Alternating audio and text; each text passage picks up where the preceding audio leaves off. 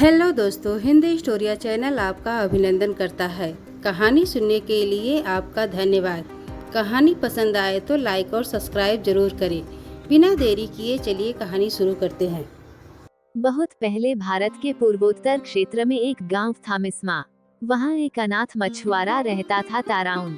एक दिन वो मछली पकड़ने गया। उस दिन मछली के स्थान पर एक नाग उसके जाल में फंस गया।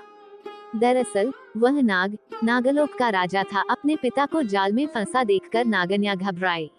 उसने सुंदर स्त्री का रूप धारण कर लिया। वह ताराउन के पास पहुंचकर बोली, यदि तुम मेरे पिताजी को छोड़ दोगे तो मैं तुमसे विवाह कर लूंगी। युवक मान गया और उसने नाग को छोड़ दिया। नागन्या ने उससे विवाह कर लिया। ताराउन और नागन्या का विवाह गांव वालों को नहीं भाया। उन्होंने विवाह की खबर राजा को दे दी। राजा ने ताराउन को बुलाकर कहा, तुमने हमारी परंपराओं को तोड़ा है, तुम्हें दंड मिलेगा। कल सुबह तुम्हारे और मेरे मुर्गे में लड़ाई होगी। जो हारेगा उसे गांव छोड़कर जाना होगा। युवक डर गया। उसने घर आकर सारी बातें पत्नी को बताई। नागन्या बोली, इसमें इतना डरने की क्या बात है, मैं अभी नागलोक से एक बलवान मुर्गा ले आती हूँ। ये कहकर वह नागलोक चली गई। कुछ देर बाद वह मुर्गा लेकर आ गई। दूसरे दिन राजा और युवक के मुर्गे आपस में भिड़ गए।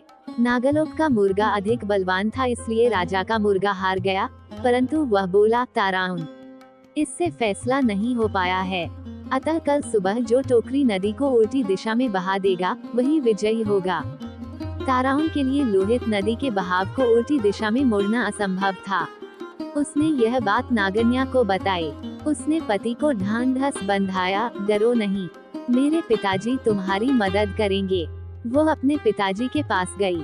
नागन्या ने अपने पति की परेशानी बताई। पिता ने उसे सुंदर टोकरी दी। कहा, टोकरी को नदी में डालते ही धारा उल्टी दिशा में बहने लगेगी। नागन्या अपने घर पहुंची। उसने ताराउन को सारी बातें बता दी। ताराउन ने टोकरी नदी में डुबो दी। इस पर तुरंत नदी का बहाव उठकर राजा के महल तक पहुंच गया। ताराउन खुशी से झूम उठा। वह राजा से बोला, राजन, मैं जीत गया हूँ। शर्त के अनुसार आपको ये गांव छोड़कर चले जाना चाहिए। राजा कहाँ हार मानने वाला था। वह बोला, इस निर्णय को भी अंतिम नहीं माना जाएगा। अब हमें युद्ध करना चाहिए। इसी युद्ध से निर्णय होगा। ताराउन भागा भागा अपनी पत्नी के पास पहुंचा और सारी बातें बताईं। राजा के पास बड़ी फौज थी, परंतु ताराउन तो अकेला था। नागन्या उसकी परेशानी सुनकर फिर नागलोक में पहुंची। वहां से वह सोने का ढोल और उसे बजाने की छड़ी ले आई। सुबह राजा अपनी फौज के साथ लड़ाई के लिए आया। ताराउन पहले से ही तैयार था।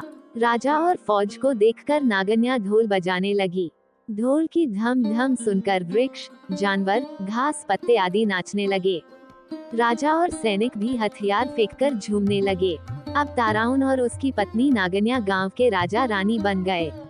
आज भी अरुणाचल के वंशज ताराउन जनजाति के नाम से जाने जाते हैं।